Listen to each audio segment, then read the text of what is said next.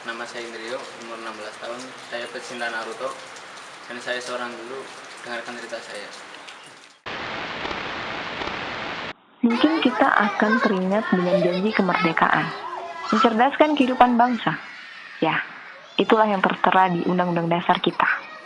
Negeri ini sudah lama merdeka walaupun belum banyak berubah. Kebanyakan dari kita masih ragu akan kemana nasib bangsa Indonesia. Seperti halnya pendidikan yang makin hari makin menjadi-jadi. Padahal, pendidikan merupakan jantung dari berjalannya sebuah ideologi. Sedikit dari kita beruntung karena dapat mengakses pendidikan hingga perguruan tinggi. Namun, sebagian besarnya hanya mengenyam bangku pendidikan seadanya, bahkan tidak mendudukinya sama sekali. Entah apa yang sedang terjadi di negeri ini. Negeri yang kaya raya namun pendidikan kian hari makin bikin sakit hati. Kita mungkin bertanya, di mana negara? Di tengah carut-marutnya sistem pendidikan kita, banyak persoalan, kesenjangan, ketidakadilan, perampasan, dan pengalaman buruk bangsa ini. Bukannya membuat pesimis, sebaliknya kita harus kembali merenung untuk membangun optimisme kaum muda Indonesia. Bahwa sejatinya hanya dua hal yang membuat negeri ini berubah. Pertama pemudi, dan yang kedua adalah pemuda. Yang muda seharusnya peduli dan tidak asik sendiri. Kita harus membuka diri untuk berbagi, mulai membuat dan berbagi cerita tentang sebuah cita-cita.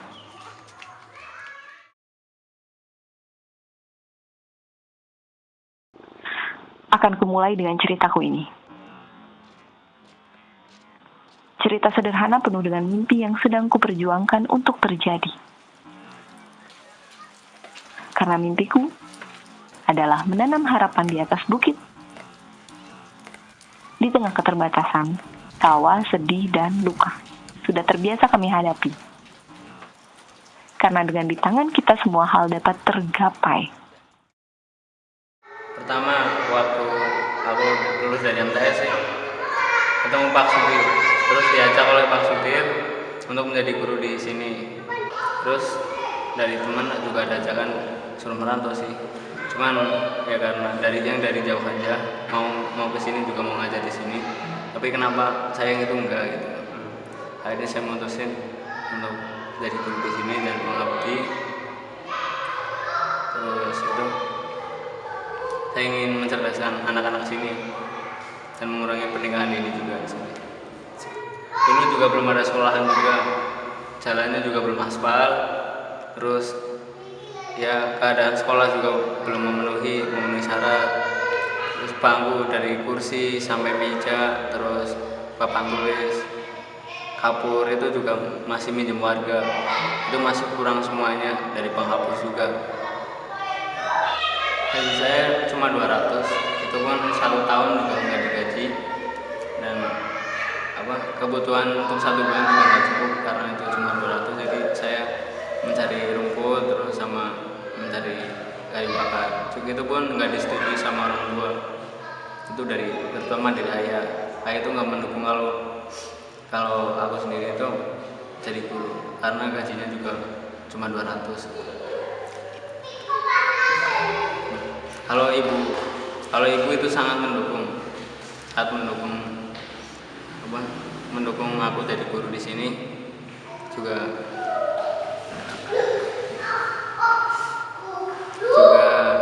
sering-sering membantu ayah itu mencari uang dari jualan kue juga di rumah. Kondisinya nggak memungkinkan.